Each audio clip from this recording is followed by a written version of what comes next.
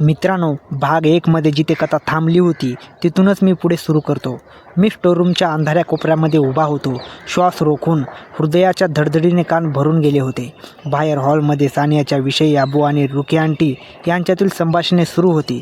फोनवर आलेला धमकीचा आवाज अजूनही माझ्या कानात घुमत होता. खेळ आता सुरू झाला आहे. रुकी आंटींनी अबूंना शांत करण्याचा प्रयत्न केला. राज हे कधीच करणार नाही. तो मुलगा सानियावर खूप प्रेम करतो. हे कोणीतरी दुसऱ्यानंच केलेलं असू शकतं. त्यांचा आवाज थरथरत होता, पण तरीही ते स्वतःला सावरत होत्या. अबू संतापले. मग हे फोटो, हे मेसेजेस आणि सानिया कुठे आहे? तू म्हणलीस तिला मामाच्या घरी पाठवलंस, पण तिथे ती नाही. हे सगळं कसं शक्य आहे? रुकी आंटी काही क्षण शांत राहिल्या. मग त्यांनी हळू आवाजात म्हटलं, मला वाटलं हे कोणीतरी आमच्यावर लक्ष ठेवून आहे. कदाचित घरातलंच कोणी आहे किंवा बाहेरून. मी स्टोअररूममध्ये थरथरत होतो. माझ्या हातातला मोबाईल खाली पडला होता आणि त्यातला फोटो, मी आणि रुकी आंटी एकत्र, आणि मागे उभा असलेला तो अनोळखी माणूस मला सतत त्रास देत होता. तो माणूस कोण होता? मी तर कधीच त्याला पाहिलं नव्हतं, पण फोटो खरा होता, कारण त्यात आमच्या चेहऱ्यावरचे हावभाव अगदी स्पष्ट दिसत होते. अचानक अब्बू म्हणाले, पोलिसांना बोलवूया, हे सहन होणार नाही आपल्याला. रुकी आंटी घाबरल्या. नाही, जर पोलीस आले तर सानियाला धोका होईल. त्याने स्पष्ट सांगितलंय, पोलिसांकडे जाऊ नका. अब्बू म्हणाले, मग काय करायचं? 5 लाख आपल्याकडे इतके पैसे एकदम कुठून येणार? रुकी आंटीने शांतपणे उत्तर दिलं, मला काही कल्पना आहे, मी काही प्रयत्न करते. ते बोलत असताना माझ्या मोबाईलवर पुन्हा एक मेसेज आला. मी हळू स्क्रीन उघडली. यावेळी एक छोटा व्हिडिओ क्लिप होता. मी इयरफोन लावले आणि पाहिलं. सानिया एक अंधाऱ्या खोलीमध्ये बांधलेली होती. तिच्या डोळ्यावर पट्टी बांधलेली होती आणि ती हळूहळू रडत होती. मागून एक आवाज आला, तुझ्या बॉयफ्रेंडला सांग, जर पैसे उशिरा आले तर तुझी आई आणि तू दोघींना एकत्र. व्हिडिओ संपला. माझ्या डोळ्यात अश्रू आले. सानिया, ती खरंच अपहरणात सापडली होती. मी स्टोअर रूममधून बाहेर यायचं ठरवलं, पण रुकी आंटीने आधीच काहीतरी योजना आखली होती असं वाटलं. अचानक हॉलमध्ये शांतता पसरली. अब्बू म्हणाले, मी बाहेर जातो, कदाचित कोणी पाहिलं असेल. ते निघून गेले. रुकी आंटी एकटी राहिल्या. त्या हळूच स्टोअर रूमकडे आल्या. दार उघडलं आणि मला आत ओढलं. राज, तू ऐकलंस ना सगळं? मी थरथरत म्हणालो, आंटी, सानिया, तिला खरंच पळवून नेलं आहे. मला एक व्हिडिओ आला आहे.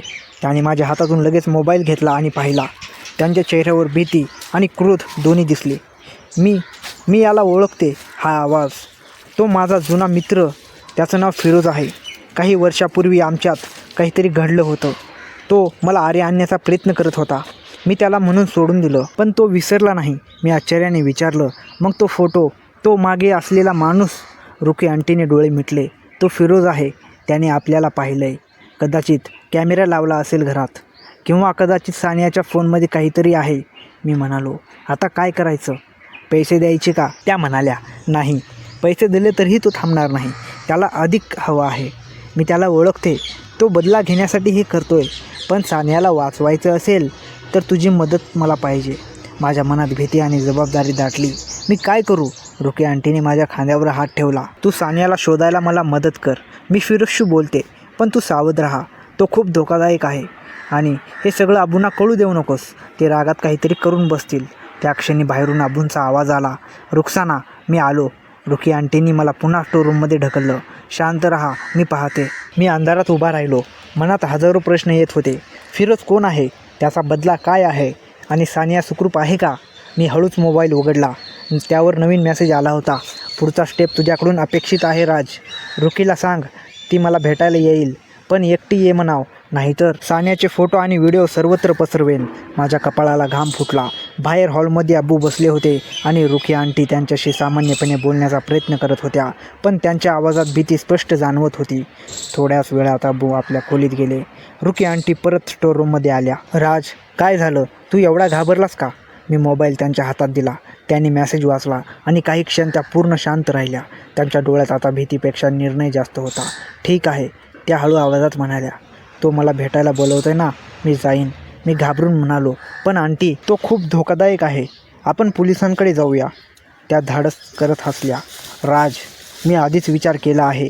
आपण त्याच्या जाळ्यात अडकणार नाही. आपण त्यालाच पकडणार. मी आश्चर्याने त्यांच्याकडे पाहत राहिलो. त्या पुढे म्हणाल्या, तू माझ्यासोबत येणार नाहीस, पण तू दुरूनच सगळं पाहशील आणि योग्य वेळ आली की पोलिसांना कॉल करशील. माझं हृदय जोरात धडधडत होतं, पण सानियासाठी मी तयार झालो. त्या रात्री फिरोजने दिलेल्या पत्त्यावर आम्ही पोहोचलो. एक जुनी अर्धवट सोडलेली फॅक्टरी होती. रुकी आंटी एकट्याच आत गेल्या.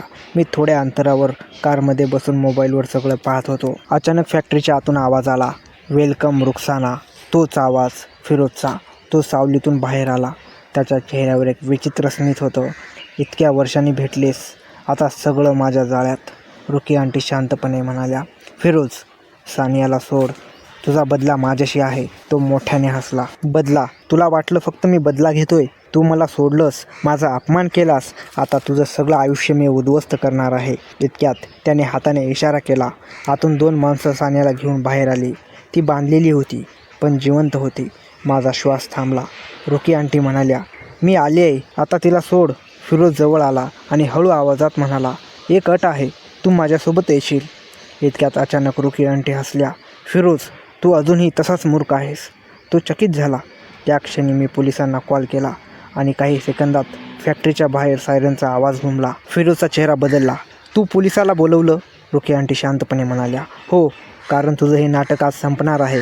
फिरोज पळण्याचा प्रयत्न करू लागला, पण तेवढ्यात पोलिसांनी फॅक्टरीला घेरलं. काही मिनिटातच त्याला आणि त्याच्या साथीदाराला पकडलं गेलं.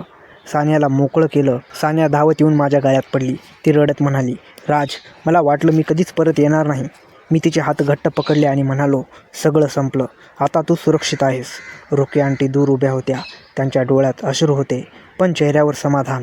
पोलिसांनी फिरोजला गाडीत बसवलं. जाता जाता तो रुकी आंटीकडे पाहून म्हणाला, ही गोष्ट इथे संपली नाही. पण यावेळी रुकी आंटी घाबरल्या नाहीत. त्या शांतपणे म्हणाल्या, नाही फिरोज, आज सगळं संपलं.